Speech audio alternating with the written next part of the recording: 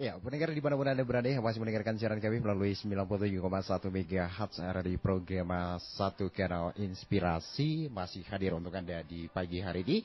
Dan juga kami akan hadir untuk Anda melalui dialog atau suara Papua Pegunungan.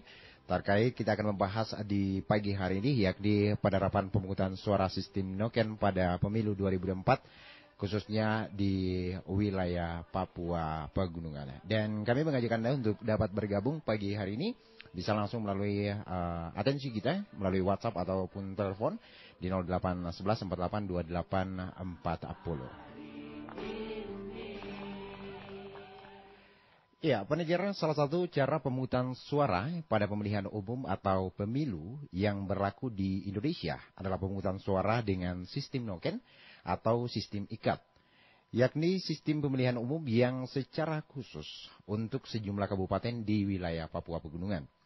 Namun dalam penerapannya, setiap wilayah dan komunitas masyarakatnya memiliki format yang berbeda untuk pemilu sistem noken ini. Istilah sistem noken dimaknai berbeda di setiap wilayah, diantaranya sistem ikat, sistem bungkus, kesepakatan musyawarah, sistem mufakat, noken pengganti kotak suara, dan beberapa istilah lainnya yang memiliki makna yang berbeda dalam penerapannya. Nah, Komisioner KPU Bidang SDM dan Komunikasi Teus Kosai mengakui bahwa pemungutan suara sistem noken yang berlaku di masyarakat memiliki format yang berbeda antara satu wilayah dengan wilayah lainnya. Karena adanya perbedaan cara dan sistem noken, KPU hendak berupaya melakukan simulasi sistem noken pada sejumlah wilayah di Papua Pegunungan agar ini bisa menemukan satu formula yang tepat tentang pemungutan sistem noken agar penerapannya bisa seragam pada semua TPS atau seluruh kabupaten di Papua Pegunungan. Terkait dengan penerapan pemungutan suara sistem noken pada pemilu 2024 di Papua Pegunungan, kita akan bahas pada pagi hari ini, pendengar. Kurang lebih 1 jam ke depan kebersamaan kita, dan saya Aldianus Lebang akan menemani Anda di pagi hari ini, dan juga sudah berada di studio 2 narasumber kita yang tentunya akan bersama-sama berdiskusi membahas terkait dengan penerapan pemungutan suara sistem noken di wilayah Papua Pegunungan. Saya sapa satu persatu dulu, saya ke Pak Komisioner KPU Bidang SDM dan Komunikasi, Bapak Theodorus Kosai yang sudah hadir bersama kami di pagi hari ini. Selamat pagi Pak Theodorus. Ya, selamat pagi juga pendengar setia dari Wamena seluruh pelosok Jaya-Wijaya, tapi juga untuk Provinsi Papua Pegunungan. Siap. Bagaimana kabarnya pagi hari ini? Ya, untuk hari ini dan untuk sementara baik. Iya. Siap Pak Theodorus. Dan juga pendengar kami hadirkan di pagi hari ini pengamat hukum dan juga sekaligus Direktur Yayasan Keadilan dan Keutuhan Manusia Papua atau YKKMP, Bapak Theo Hesegem. Selamat pagi Bapak Theo. Selamat pagi dan juga selamat pagi untuk pemirsa yang akan mendengar dialog interaktif kami. Iya, bagaimana kabarnya pagi hari ini Bapak Theo? Sehat-sehat. Ini yang saya susah nih di pagi hari ini karena dua-duanya nih namanya Theo nih dua-dua. Nah, nanti pasti orang jadi penasaran. Iya. Kita akan membahas pagi ini pendengar terkait dengan penerapan pemungutan suara sistem noken pada pemilu 2024 di Papua Pegunungan. Mungkin banyak bertanya-tanya seperti apa sistem noken dan apa yang melandasi sistem noken ini.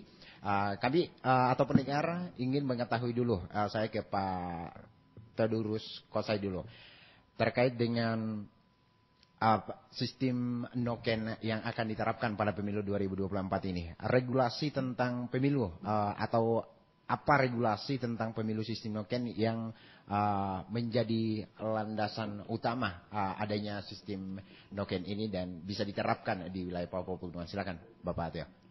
Baik, terima kasih, pertanyaan yang bagus karena banyak orang juga bertanya-tanya pemilu sistem noken itu tidak ada regulasinya.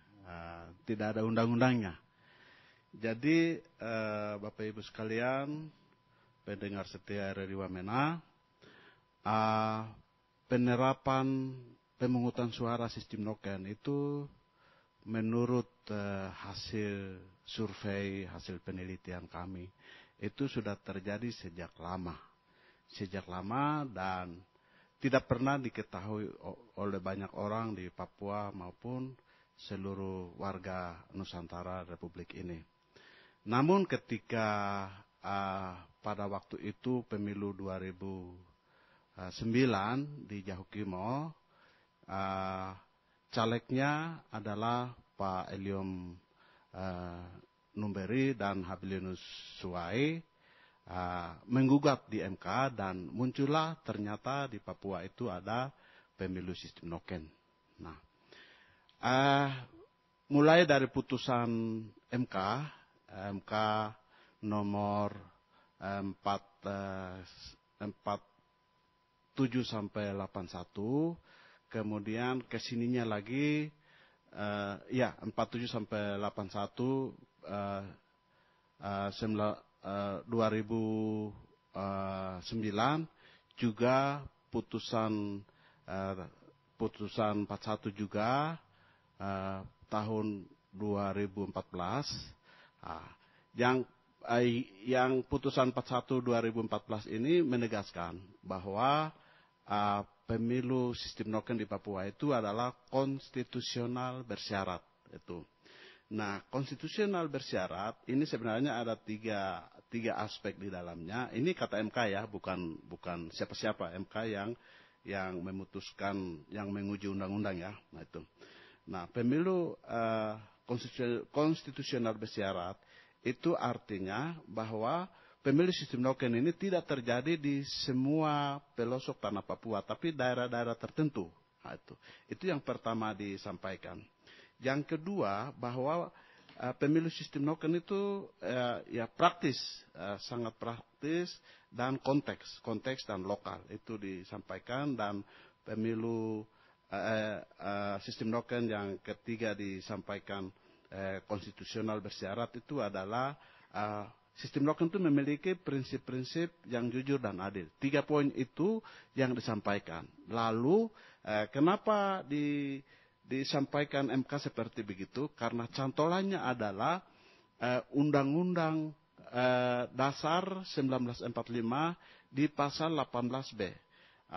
Pasal 18B itu di ayat 2 dikatakan begini, negara mengakui dan menghormati kesatuan-kesatuan masyarakat hukum adat serta hak-hak tradisionalnya sepanjang masih hidup dan sesuai dengan perkembangan masyarakat dan prinsip negara kesatuan Republik Indonesia yang diatur dalam undang-undang. Jadi putusan MK itu berbasis pada Undang-Undang Dasar 1945 18B ayat 2 itu.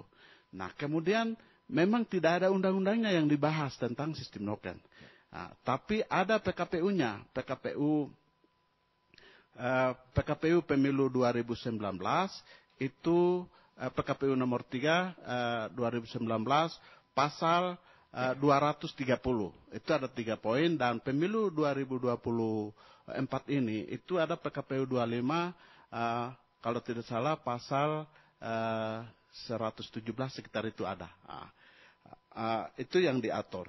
Kemudian juga masyarakat civil society juga menyoroti tentang pemungutan suara menggunakan sistem noken ini. Mereka menyebutnya bahwa pemilu sistem noken di Papua maupun secara nasional itu bisa dipandang sebagai demokrasi asimetris. Demokrasi asimetris mereka memandang bahwa perbedaan antara pemilu nasional dan pemilu sistem noken itu tidak dipandang sebagai perbedaan itu perlu diseragamkan, tapi perbedaan yang dimiliki oleh masyarakat Papua menggunakan sistem noken itu perlu diakui, pengakuan dan penghormatan terhadap perbedaan suku, pola dan sebagainya, agama. Nah, ini yang menjadi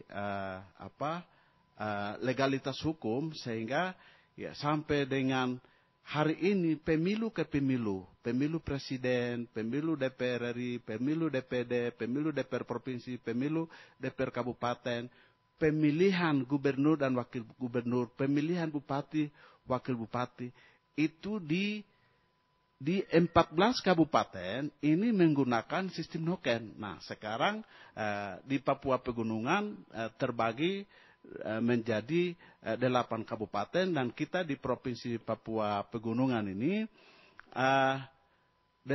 dari 8 kabupaten ini, 2 kabupaten itu tidak menggunakan sistem noken, walaupun prakteknya adalah sistem noken, yaitu Kabupaten Jalimo dan Kabupaten Pegunungan Bintang. MK mengatakan bahwa 2 kabupaten ini harus menggunakan one man, one vote, one right. Jadi satu suara, satu orang, satu suara, satu hak. Dia katakan itu. 6 kabupaten lain ada TPS yang menggunakan one man, one vote dan sebagian besar menggunakan sistem noken. Nanti sebentar saya akan jelaskan urai kabupaten mana saja dan berapa TPS menggunakan sistem noken dan berapa TPS menggunakan one man, one vote. Nah, itu yang mungkin kira-kira saya dapat sampaikan. Iya. Mungkin publik juga ingin bertanya-tanya Pak Theodorus terkait dengan penerapan sistem noken ini. Seperti apa mungkin penerapannya dan mungkin tata caranya itu seperti apa begitu Pak Theo? Ya, baik. Jadi tadi sudah disampaikan bahwa penyerapan atau praktek menggunakan sistem noken ini sangat bervariasi ya. Jadi istilah lain itu teman-teman menyebutnya varian penggunaan sistem noken. Di wilayah barat teman-teman Papua Tengah menyebutnya kami tidak menggunakan sistem noken, tapi kami menggunakan kesepakatan. Begitu. Sedangkan kita di Papua Pegunungan ini di beberapa kabupaten, beberapa distrik, atau dalam satu kabupaten, beberapa distrik, beberapa kampung, dan beberapa TPS, itu ada varian praktek sistem noken. Nah, variannya satu, pemungutan suara menggunakan sistem noken, nokennya digantung, kemudian petugas atau KPPS-nya meminta kepada pemilih untuk ambil surat suara lalu dimasukkan di dalam noken. Kemudian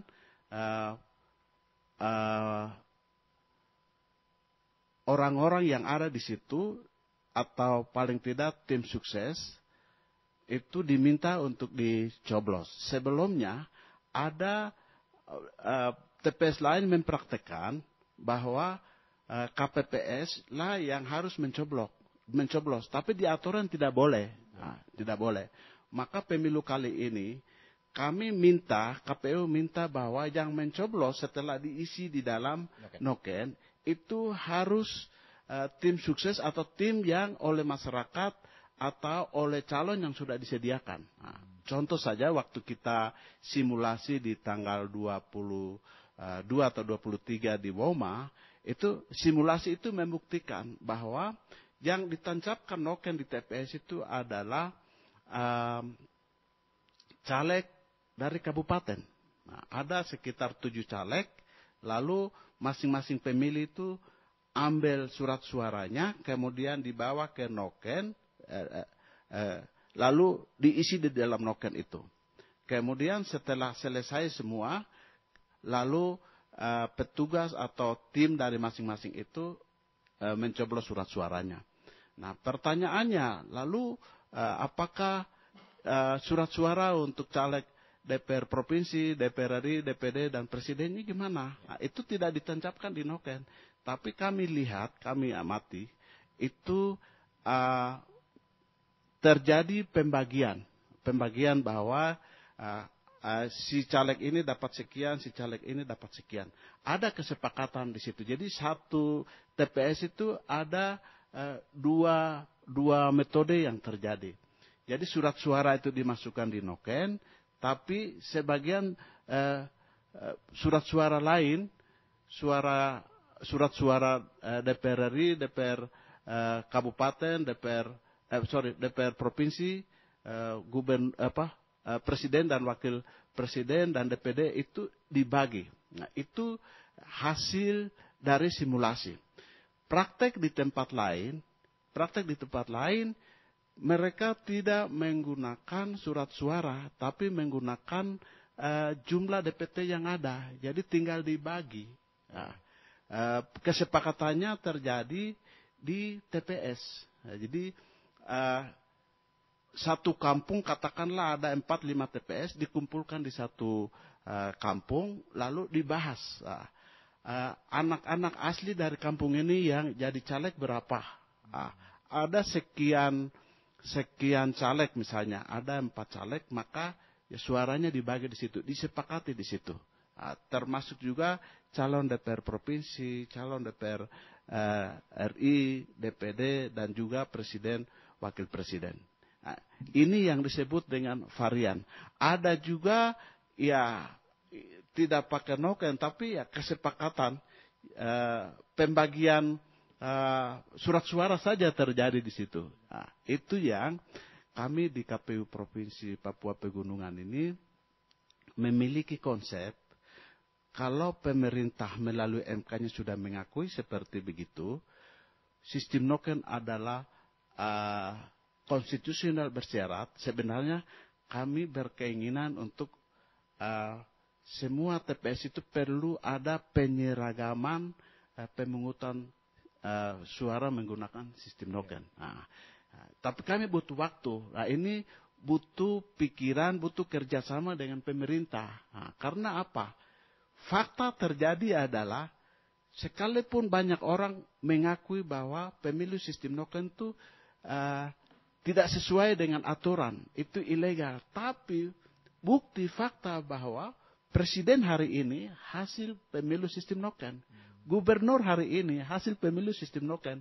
Semua bupati yang ada, semua DPR RI, semua DPR provinsi, ini adalah hasil pemilu sistem noken. Maka pengelolaannya adalah sistem noken itu adalah ya, kita buat penyeragaman sehingga satu TPS ke TPS lain itu tidak berbeda seperti yang tadi saya jelaskan. Itu. Ini yang sebenarnya keinginan dari kami. Ya. Itu kira-kira. Berarti KPU saat ini lagi mengusahakan, mengupayakan untuk nanti keseragaman dari sistem noken ini untuk penerapannya di Papua Pegunungan begitu ya. Jadi mungkin kalau memang kita setujui sistem ikat ya sistem ikat semuanya begitu ya. Sistem bungkus ya sistem bungkus semua begitu. Iya, itu yang perlu kita sepakat. Tapi jangan hanya KPU, semua pihak itu harus punya komitmen, harus punya pemikiran yang sama bahwa kalau memang pemilu sistem noken di wilayah gunung itu mau dikelola ya kita harus sepakat. Tapi kami juga punya pemikiran bahwa ini ada beberapa kabupaten TPS juga akan menggunakan sistem one man one vote. Indikatornya apa? Indikatornya bahwa masyarakat di satu TPS, di satu kampung itu adalah heterogen. Jadi banyak suku yang ada di situ, banyak latar belakang pendidikan dan lain sebagainya ada di situ. Ya, lama-kelamaan apakah akan beralih ke one man one vote atau tidak, ini masalah waktu saja, masalah proses saja yang nanti akan menjawabnya. Siap. Saya ke Pak Theo Hesegem selaku pengamat hukum dan juga Direktur Yayasan Keadilan dan Keutuhan Manusia Papua atau YKKMP. Mungkin tadi Pak Theodorus Kosai sudah menjelaskan terkait regulasi dan juga penerapannya seperti apa. Sebagai seorang pengamat Pak Theo, Bapak melihatnya atau penilaian terhadap penerapan pemilu sistem noken di Papua Pegunungan ini seperti apa penilaiannya? Silakan Pak Theo.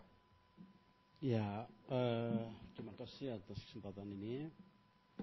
Saya sebenarnya pemilihan sistem noken itu bukan suatu hal yang baru untuk kita di Pegunungan Papua. Itu memang sudah beberapa kali dilakukan dan disampaikan oleh Pak Theo tadi. Dan itu masing-masing punya hak untuk memilih dan cara sistem noken. Nah, sistem noken ini menurut saya itu membutuhkan regulasi yang kuat. Kalau kita menggunakan regulasi yang dibuat oleh MK itu perlu untuk dipertimbangkan. Karena pemilihan ini kan secara nasional, bukan secara lokal atau seperti itu. Tapi kalau dia pemilihannya secara nasional, berarti regulasi juga harus secara nasional. Tapi juga di dalam regulasi yang dibuat oleh MK itu yang disampaikan oleh Pak Teo tadi ada hal-hal tertentu. Nah, sistem noken ini di Papua tapi kan tempat daerah-daerah tertentu, bukan seluruh Papua. Daerah-daerah tertentu sehingga regulasinya juga harus dibuat berdasarkan undang-undang. Itu. Kalau ini hanya daerah-daerah tertentu dan regulasinya kalau kita pakai regulasi MK tanpa dibuat berhukum peraturan berundang-undangan itu menurut saya itu bisa bermasalah gitu. Nah, sehingga regulasi secara hukum, secara undang-undang itu harus dibuat. Karena ini konteksnya pemilihan nasional, bukan pemilihan lokal. Itu. Nah, yang lain itu saya melihat itu pemilihannya sistem noken itu hak masyarakat adat yang bisa memilih hak mereka siapa dia dari anggota DPR RI, DPD, DPR dan gubernur juga bupati. Oleh sebab itu kalau saya sistem noken tapi dalam kotak. Kita tempatkan noken dalam kotak. Sehingga tidak ada kecurigaan-kecurigaan yang dimunculkan oleh pendukung-pendukung. Kalau kita pakai sistem terbuka, itu menurut saya kurang pas.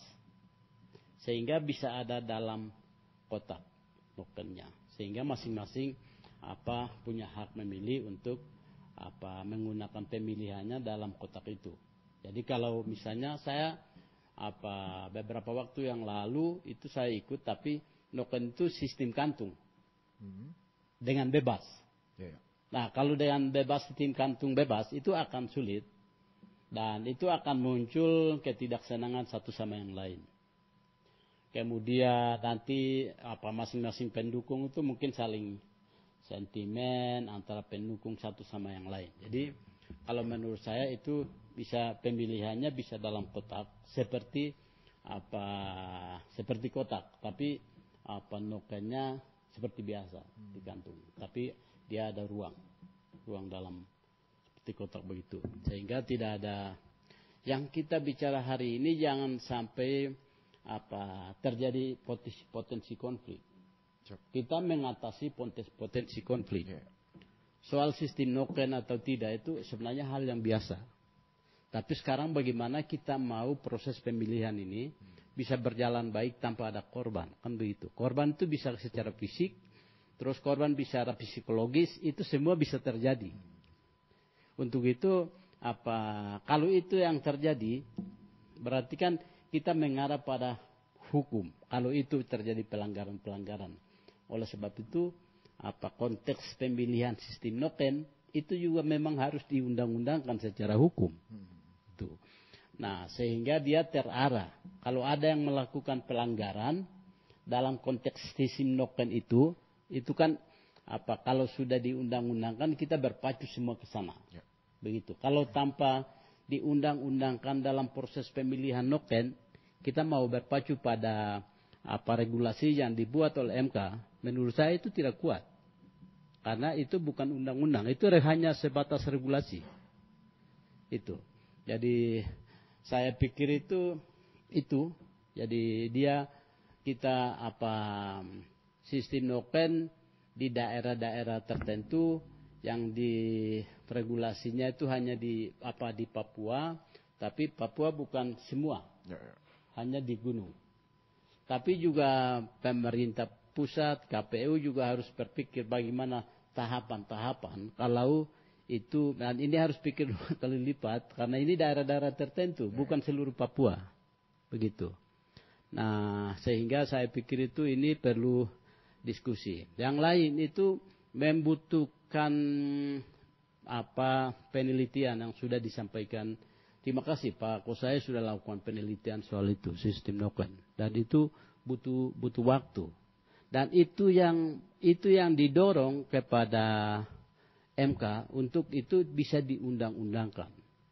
Kalau tanpa sistem noken tapi tanpa kita lakukan penelitian di daerah-daerah tertentu di mana orang mau melakukan pemilihan sistem noken, itu saya pikir kalau kita dorong hanya sebatas tanpa menggunakan menggunakan penelitian itu akan sulit. Karena menurut saya itu tidak kuat. Nah, penelitian itu bisa didorong untuk menjadi undang-undang. Sehingga regulasi yang dibuat oleh MK itu berdasarkan dengan hasil penelitian itu, dan itu dia kuat. Nah, menurut saya begitu. Ya, Pak Deo, sebagai Direktur Yayasan Keadilan dan Keutuhan Manusia Papua, dengan adanya sistem noken yang diterapkan oleh KPU dengan regulasi yang telah dikeluarkan oleh MK, apakah mungkin sebagai pengamat sendiri melihat ini adalah sebuah ini juga sebuah keadilan bagi masyarakat kita untuk mengikuti pesta demokrasi pada setiap pemilu, begitu Pak Teo? Ya, itu memang seperti itu. Tapi kan di sini sudah ditentukan berapa poin yang sudah disampaikan oleh Pak Teo tadi. Nah, di sini saya sebenarnya ada tiga hal yang disampaikan. Itu berdasarkan undang-undang yang sudah disampaikan tadi, Undang-Undang 1945 itu. Jadi sistem noken dengan syarat itu 3. Itu berlaku secara umum di Papua. Berlaku secara umum, berarti seluruh Papua. Tapi kalau kita lihat, itu kalau lihat dalam konteks di Papua, itu daerah-daerah tertentu, bukan umum. Bukan umum di Papua. Ini daerah-daerah tertentu. Kalau kita di Pegunungan Tengah ini karena sistem noken ini berlaku. Tapi di daerah-daerah lain belum berlaku. Berarti ini kan perlu dibahas juga, perlu didiskusikan juga. Karena MK sampaikan itu tidak berlaku secara umum di Papua. Nah, yang kedua bersifat lokal dan konkret. Itu. Dan yang ketiga itu tidak melanggar prinsip pemilu yang jujur dan adil. Nah, jadi dalam proses pemilihan sistem noken, intinya menurut saya yang ketiga. Jadi kita tidak melanggar aturan. Kita siapa saja punya hak memilih, tapi dia harus jujur dan adil. Menyampaikan pendapatnya secara terbuka, tapi dia harus jujur. Itu. Sehingga tidak menyinggungkan perasaan orang lain yang atau teman lain seperti itu. Nanti kalau dia punya hak menyampaikan pendapat secara jujur, itu hak dia dan kita harus menjunjung tinggi karena itu dia punya hak menyampaikan pemilihan. Seperti itu. Jadi kalau oleh sebabnya saya bilang tadi regulasi yang dibuat oleh MK itu perlu direhabilitasi dengan melihat konteks itu. Nah, dan itu menurut saya kalau itu regulasinya itu dibuat, tapi kalau dia tidak berarah pada undang-undang yang menurut kami itu dasar hukum, itu nanti salah. Jadi saya pikir itu sistem ini harus diundang-undangkan. Tapi juga secara nasional pemerintah harus memperdalam sistem pemilihan sistem noken. Dan kita Papua punya kewajiban untuk menyampaikan seperti yang saya bilang tadi. Perlu ada penelitian yang lebih dalam dan kemudian hasil penelitian itu yang didorong kepada MK dan itu diundang-undangkan secara khusus. Tapi juga saya pikir secara nasional pemerintah juga akan berpikir 2 kali lipat karena ini pemilihannya bukan seluruh Papua. Pemilihannya dalam konteks kalau kita kembali itu hanya di provinsi Papua. Dan tadi saya lihat di provinsi Papua pun itu bukan semuanya. Ada daerah-daerah tertentu. Tadi dibilang seperti Jahukimo, Pegunungan Bintang dan Jalimo itu tidak pakai sistem noken. Itu mereka pakai sistem kotak. Ya, one man one vote. Ya. Satu orang satu suara. Ya, itu. Nah, kalau one man one vote itu dalam sistem noken itu juga termasuk itu bisa. Tapi kembali kepada pribadi yang kita bilang dia jujur tidak. Kalau menyampaikan secara jujur, ya itu sama saja. Sebenarnya sistem noken dan sistem kotak itu sama. Cuma yang kita harapkan itu sistem noken dan sistem ini kan hanya istilah saja. Tapi kan istilah noken dan kotak. Tapi kan orang menyampaikan hak memilih itu sebenarnya sama sistemnya. Itu. Dan kita harap tidak menyinggung perasaan orang lain atau pendukung lain oleh kandidat-kandidat yang lain. Dan tidak memunculkan konflik begitu ya Pak? Ya, jadi tidak muncul konflik. Ya. Saya kembali ke Pak Kosai. Saya panggil Pak Kosai saja ya, Bapak Theodorus ya, karena dua Theo. Ini saya panggil dua-dua Theo ini. Siap. Tadi pembahasan kita menarik dan juga sudah beberapa penilaian dari Pak Theo Hesegen tadi terkait dengan penerapan sistem noken yang seharusnya diundang-undangkan begitu Pak Theodorus, dan mungkin dengan penerapan sistem noken ini juga akan memunculkan mungkin rawan untuk memunculkan konflik begitu. Dari pengalaman Pak Kosai selama ini, sehingga mungkin selalu juga lihat ada sebuah buku yang ditulis oleh Pak Kosai. Seperti apa sih kekuatan sistem noken ini, Pak Kosai? Silakan. Memang praktek pemungutan suara menggunakan sistem noken itu ada kelemahannya, tapi juga ada kelebihannya. Iya, kalau kelemahannya tadi sudah disampaikan bahwa ada potensi konflik. Pemilu 2012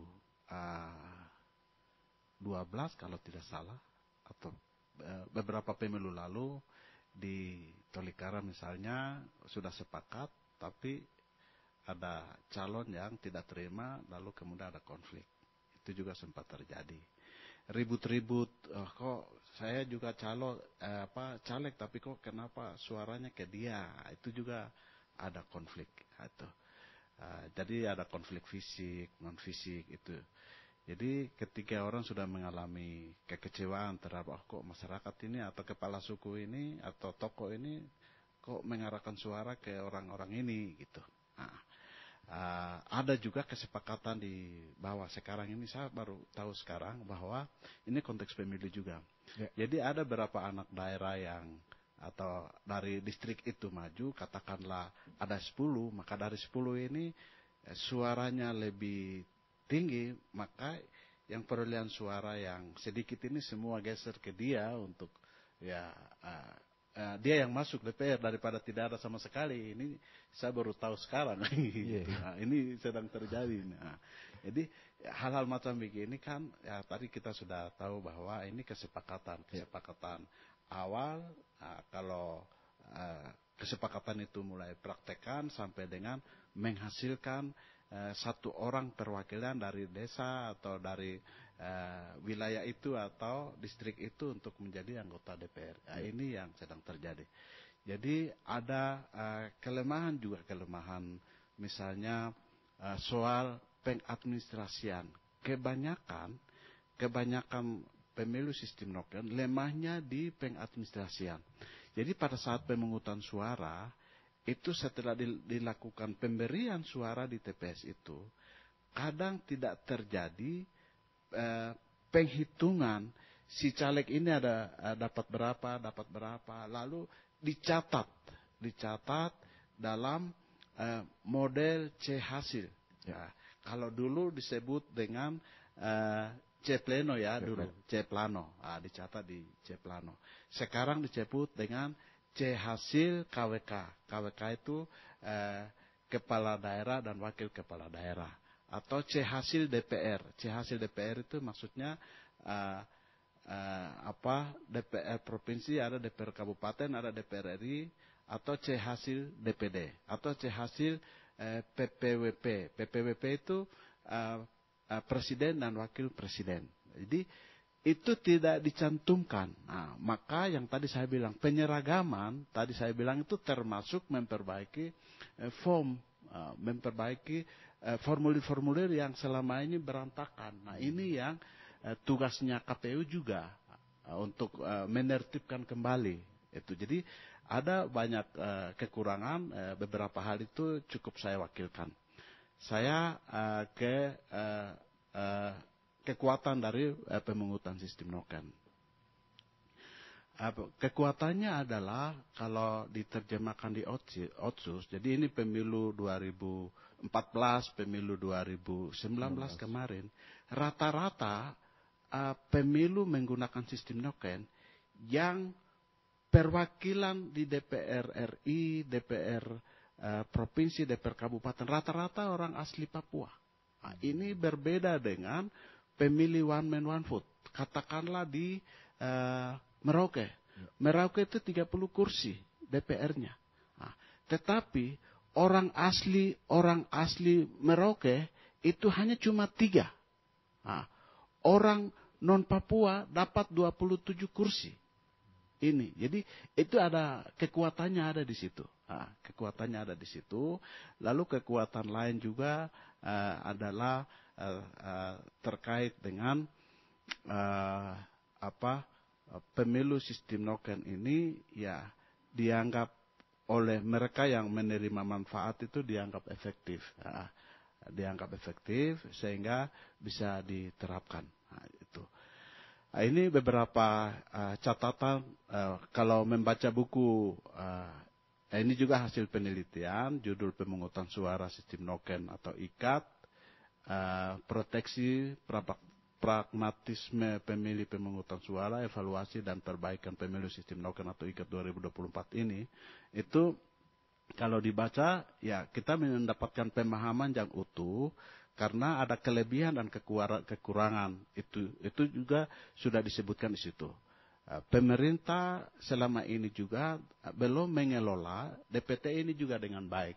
Infrastruktur itu masih belum memadai. Kondisi geografi yang belum sesuai harapan kita itu menyebabkan eksisnya praktek pemilu sistem noken. Nah, ini yang mungkin seperti tadi disampaikan bahwa kalau perlu diatur dalam undang-undang ya itu boleh. Nah, tapi memang di undang-undang belum diatur. Yang sudah diatur itu ya paling putusan MK. Putusan MK bilang ini boleh, ini tidak boleh. Daerah ini boleh, daerah ini tidak boleh. Dia ngomong itu. Habis itu langsung tiba-tiba muncul di PKPU. Nah, PKPU yang sekarang seperti yang tadi saya bilang.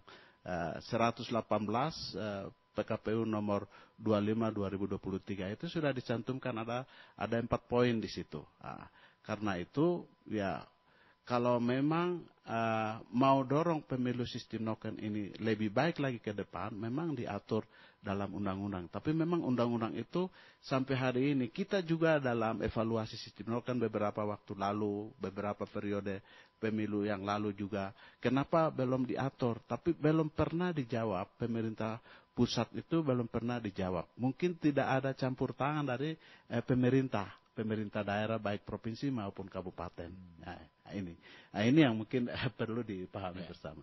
Soal tadi Pak Kosai tadi sempat sebutkan bahwa yang menjadi kelemahan juga di TPS ini juga dari Hiron dari Woma tadi pertanyaannya sama, cuma sudah dijawab, mungkin bisa dijelaskan atau diperdalam lagi begitu Pak Kosai. Pengalaman yang ada sistem noken itu administrasinya tidak teratur, itu lalu bagaimana KPU mungkin dengan Bawaslu untuk mengatasinya? Ini Hiron dari Woma. Silakan Pak Teo. Jadi kami butuh, ini kan kalau simulasi di Woma itu satu surat suara, yaitu pemilihan DPR, itu nokennya digantungkan, kemudian KPPS-nya meminta kepada pemilih yang datang itu mengambil surat suara ini, lalu dimasukkan dalam noken sesuai dengan foto atau nomor urut yang sudah ada. Silakan dimasukkan sesuai dengan suara hati. Jadi tadi Pak Hesegem juga sudah menyampaikan bahwa itu dia menyalurkan hak pilih. Jadi itu memang benar. Nah, itu. Jadi dia menggunakan itu. Lalu surat suara untuk presiden, wakil presiden, DPD, DPR RI, DPR provinsi itu tidak digantungkan noken, tapi ada kesepakatan itu dibagi saja begitu. Musyawarah mufakat ya. Iya. Ini satu pola yang kita dapat. Nah, kita butuh simulasi di beberapa tempat lain untuk mendapatkan pemahaman yang berbeda, mendapatkan pengkayaan terhadap penggunaan sistem noken itu, sehingga yang tadi bilang kelompok sana atau wilayah sana berbeda dengan di sini, dengan simulasi ini kita bisa mendapatkan pemahaman yang utuh, yang perbedaan-perbedaan ini, lalu KPU itu mempunyai satu kesimpulan, kekuatan dan kelemahan simulasi pertama ini, kekuatan dan kelemahan simulasi kedua ini, kekuatan dan kelemahan simulasi ketiga dan keempat ini. Berarti kita ambil satu nilai dari perbedaan-perbedaan yang ada ini. Nah, ini yang sebenarnya rencana kita ke depan itu ada. Nah, tapi itu harus didukung oleh semua pihak, oleh masyarakat maupun oleh pemerintah. Nah, ini yang sebenarnya kita mau begitu. Ya. Saya ke Pak Theo Hesegem.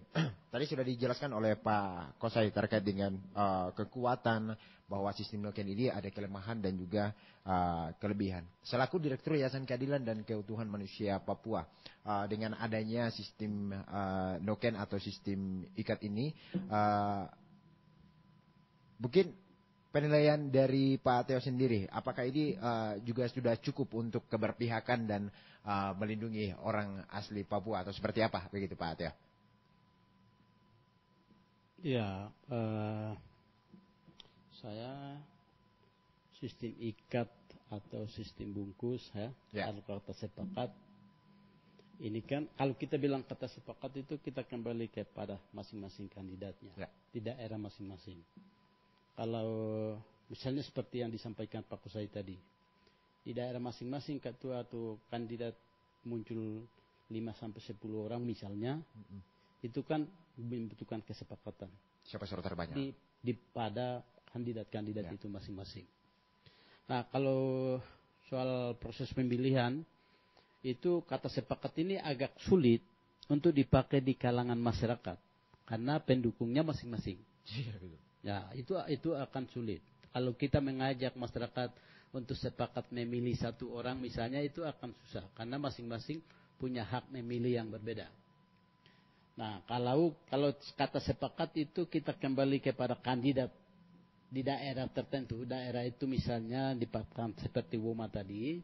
Itu kalau dari Woma muncul, dari distrik Woma muncul 10 orang misalnya, itu mereka mau sepakat mau memilih siapa mewakili distrik Woma, itu bisa.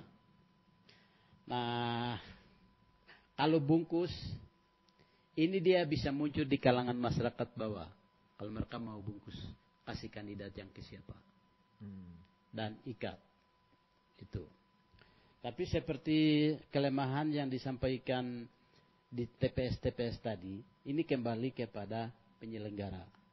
Jadi, kalau penyelenggara mengatur sistemnya baik dalam proses pemilihan di TPS-TPS, dengan penyelenggara maksudnya ini KPU ya. KPU, kemudian Panwaslu.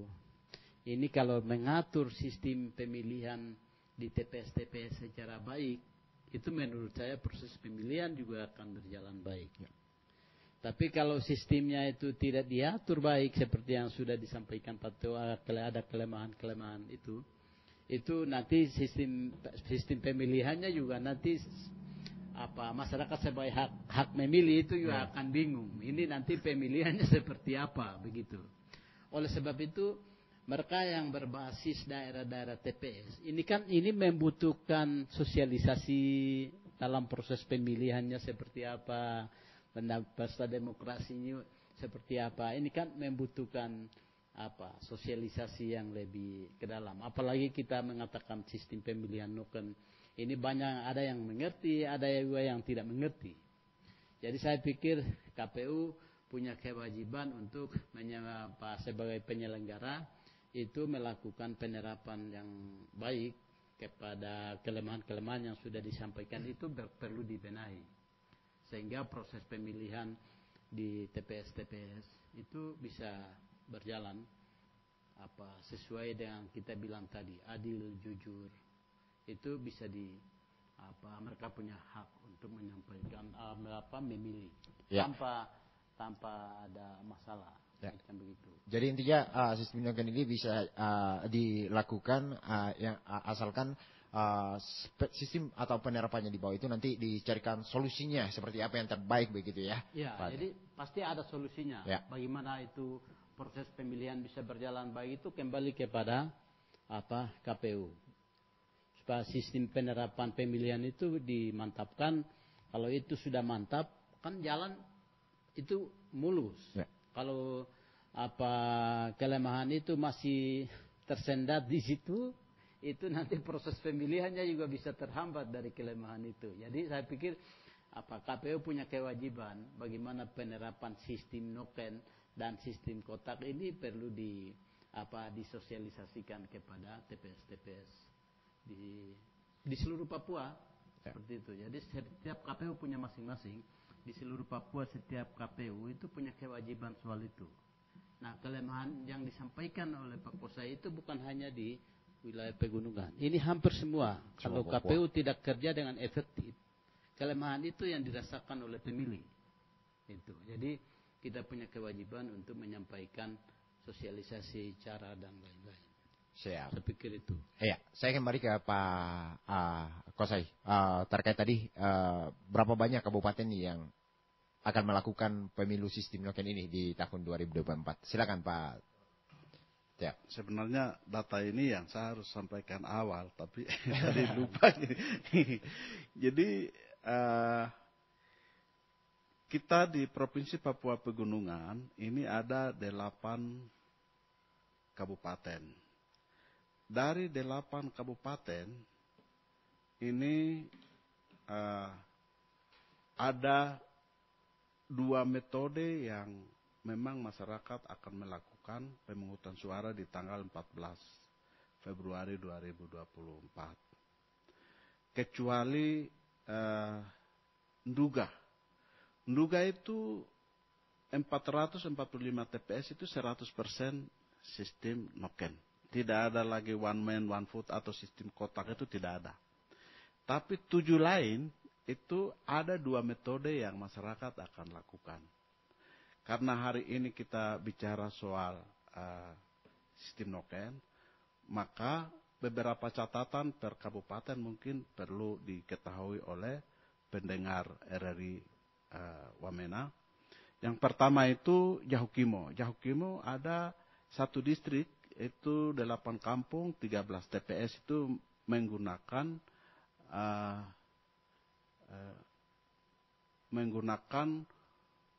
one man one vote. Ya. Seluruh yang lain, karena ada 50 distrik di Jahukimo, 51, jadi 50-nya itu sistem noken semua. Begitu. Satu distrik? Satu distrik, yaitu di DKI. Ya. DKI itu kan di kota, jadi indikator yang tadi saya bilang. Kemudian Jaya Wijaya. Jaya Wijaya ini kan ada 151 TPS. Ini dia menggunakan one man one vote atau sistem kotak tadi itu. Yang lainnya semua menggunakan sistem noken. Jadi kelurahan Sinagma, kelurahan Wamena Kota, kelurahan Sinapuk, distrik Wamena, dan distrik Wesaput itu kelurahan Ilekama. Kelurahan Ilekama itu ada 8 TPS yang nanti akan menggunakan sistem OPOVO. Seluruh yang lain itu menggunakan sistem noken. Mamteng, Mambramotenga itu ada 5 TPS menggunakan one man one vote. Semua yang lain sistem noken. Kemudian Lanijaya. Lanijaya ada 42 TPS, 5 distrik, 12 kelurahan kampung. Itu menggunakan TPS OPOVOV atau one man one vote, atau sistem kotak. Kemudian Tolikara 12 TPS. Nah, 12 TPS yang menggunakan one man one vote. Kabupaten Jalimo itu 432 TPS. Kabupaten Pegunungan Bintang 478 TPS yang akan menggunakan one man one vote. Jadi untuk dua kabupaten ini itu tidak menggunakan sistem noken lagi. MK sudah putuskan bahwa Jalimo dengan Pegunungan Bintang itu sistemnya one man one vote. Jadi tadi soal konflik tadi, ini ada potensi PSU. PSU-nya begini, kalau MK sudah memutuskan bahwa tidak ada lagi sistem noken di dua kabupaten ini, tapi ada praktek noken, lalu ada kandidat yang merasa kalah, pergi gugat, ini PSU. Nah, PSU itu kan ada tendensi konflik kan muncul juga di situ. Nah, ini yang kita harus antisipasi. Nah, tapi KPU tinggal 21 hari lagi untuk menuju ke 14 Februari ini. Sudah ada rencana nanti di tanggal 26 sampai 30 itu akan melakukan simulasi pemungutan suara one man one vote maupun sistem noken di beberapa kabupaten yang juga ada TPS noken tapi juga TPS kotak. Nah, ini yang kita lakukan. Jadi total keseluruhan untuk tingkat provinsi Papua Pegunungan ada 1.133 TPS yang menggunakan OPOVO atau menggunakan sistem kotak tadi itu. Ada 50 distrik dan 608 kelurahan kampung. Jadi jumlah itu yang nanti akan menggunakan sistem OPOVO atau one man one vote. Sedangkan 4.717 TPS di 8 kabupaten itu menggunakan sistem noken. Itu jumlahnya cukup besar. Itu karena sehingga hari ini memang KPU sedang menyediakan dua hal. Yang pertama sosialisasi seperti ini terus-menerus kita akan lakukan. Sedangkan yang kedua kita melakukan simulasi terhadap dua metode pemungutan. Yaitu simulasi terhadap sistem noken dan simulasi terhadap sistem kotak atau sistem one man one vote. Itu yang kita akan lakukan beberapa waktu ke depan. Undang orang lalu seperti apa perbedaan dua metode pemungutan suara ini. Nah, metode pemungutan yang berbeda, tapi penghitungan dan pencatatan semua sama sudah disediakan oleh KPU RI dengan form-form yang sudah ada. Nah, itu kira-kira. Tidak menghilangi marwah dari pesta demokrasi yang kita lakukan. Betul sekali ya. Iya, saya ke Pak Teo Hesegem selaku Dir Yayasan Keadilan dan Keutuhan Manusia Papua. Waktu kita sudah cukup sangat terbatas sekali, masih banyak yang akan kita bahas, namun kita sudah di penghujung waktu gitu Pak Teo. Silakan mungkin sebagai closing statement kita di pagi hari ini terkait dengan apa yang sudah dijelaskan tadi oleh Pak Kosai bahwa kelebihan dan kekurangan. Mungkin ada harapan untuk masyarakat dan juga harapan untuk pihak penyelenggara agar sistem atau pemilihan pada 2024 ini akan terlaksana dengan lancar di Provinsi Papua Pegunungan. Silakan. Ya, sebelumnya saya menulis satu artikel sebelum kita dialog. Saya bersama Pak Paskalis. Saya sampaikan begini, sukseskan pemilu dengan penuh damai tanpa kekerasan. Itu. Jadi maksud saya itu proses ini berjalan baik. Setiap orang punya hak menyampaikan, memilih siapapun dia.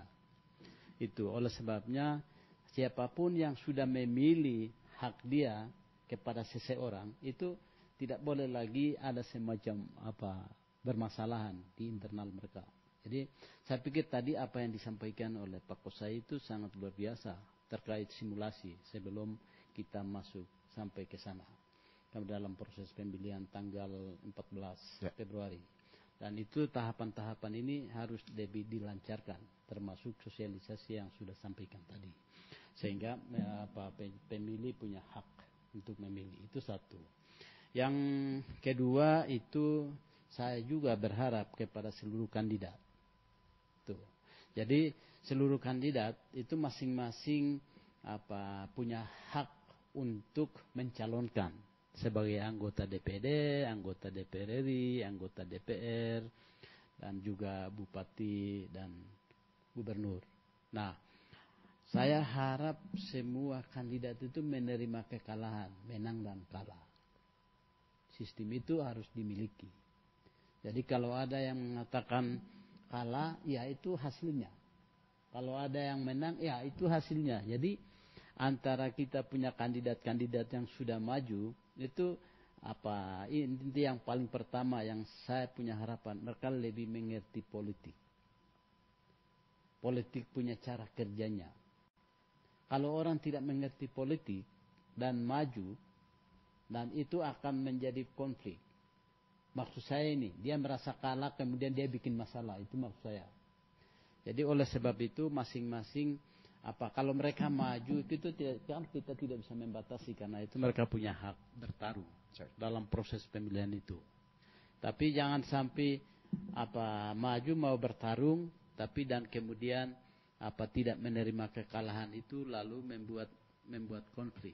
Itu yang salah. Oleh sebabnya saya bilang masing-masing kandidat itu lebih mengerti politik dan harus paham kalah dan menang. Karena setiap pertandingan itu tidak ada dua menang toh, pasti ada yang harus kalah. Nah, jadi istilah kekalahan itu harus diterima dengan hati yang terbuka.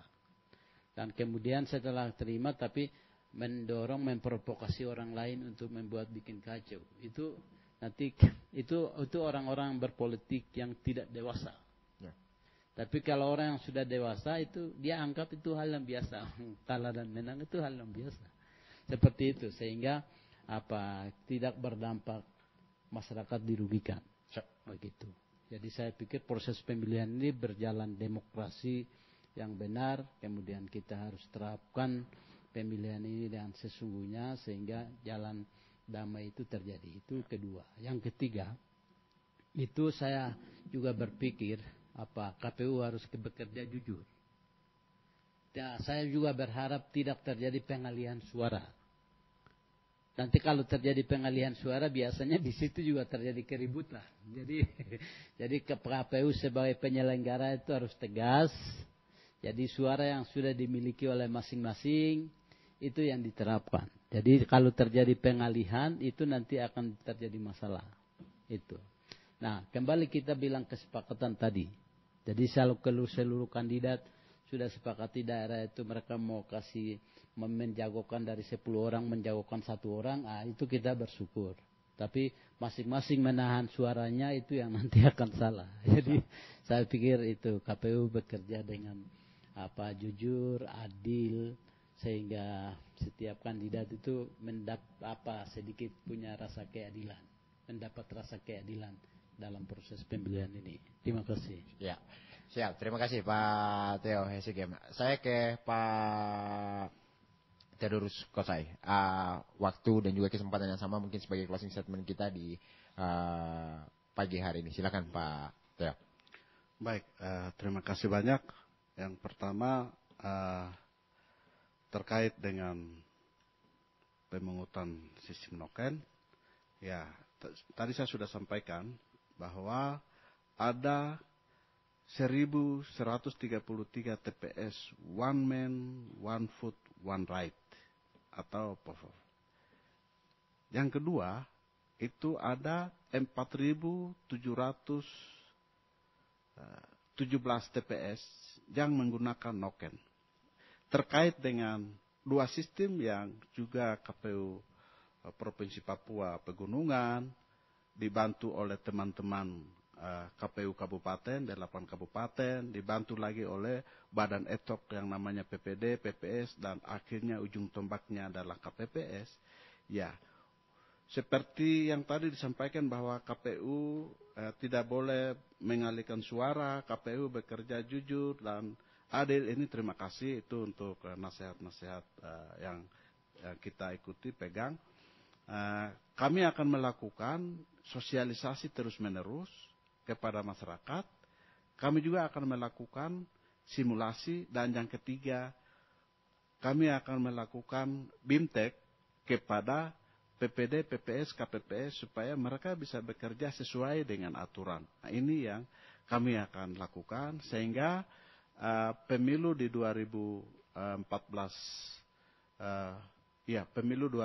pemilu tanggal 14 Februari 2024 itu terjadi tanpa ada konflik, tapi teman-teman justru mengedepankan aturan. Nah, karena itu kepada pemerintah, pihak keamanan, tapi juga dalam pengawasan penuh oleh masyarakat itu juga dibutuhkan sebagai bentuk partisipasi untuk mengontrol sistem yang nanti akan dikelola oleh KPU. Yang terakhir, kami mohon kepada warga masyarakat yang memang namanya sudah terdaftar di DPT, pada tanggal 14 Februari 2024 pukul 7.00 sampai dengan pukul 1.00 itu dapat menyalurkan hak pilihnya di TPS masing-masing, baik TPS sistem noken maupun TPS one man one vote. Mungkin itu. Iya, terima kasih Pak Theo, dan juga terima kasih Pak Theo Hesegem selaku Direktur Yayasan Keadilan dan Keutuhan Manusia Papua YKKMP yang telah hadir di studio bersama kami pagi hari ini. Dan juga terima kasih kembali untuk Komisioner KPU Provinsi Papua Pegunungan Divisi SDM dan Sosialisasi Bapak Theodorus Kosa yang sudah hadir untuk memberikan kita pemahaman terkait dengan sistem noken di pagi hari ini. Sebenarnya masih banyak yang akan kita perlu bahas. Apalagi kalau mau beda bukunya Pak Theo ini banyak sekali ini. Nanti itu lain kali. Ya. Nanti dijadwalkan ya Pak Theo ya. Siap, seperti yang dikatakan tadi Pak Theo Hesegem bahwa pelaksanaan pemilu akan lancar ketika semuanya akan secara lego untuk menerima. Artinya bahwa setiap kita yang mengabdikan diri untuk memberikan pelayanan kepada masyarakat dari awal mendaftar sudah harus siap kalah. Nanti menangnya itu adalah rezeki begitu ya. Dan juga tadi sampaikan oleh Pak Theodorus Kosai bahwa KPU Papua Pegunungan akan terus melakukan sosialisasi bahkan simulasi terkait dengan penerapan sistem noken di wilayah Papua Pegunungan agar marwah dari pesta demokrasi pemilu 2024 akan terus berjalan dengan dua sistem yang akan kita pakai di wilayah Papua Pegunungan, yaitu sistem one man one vote dan juga sistem noken. Saya Lianus Lebang, terima kasih atas kebersamaan Anda dan dialog interaktif pada hari ini. Pendengar kerjasama Radio Wamena dan juga USAID Internews, PPMN Wamena dan juga komunitas jurnalis warga Noken Wamena. Saya Lianus Lebang undur pamit dari pendengar Anda. Terima kasih dan sampai jumpa. Pro 1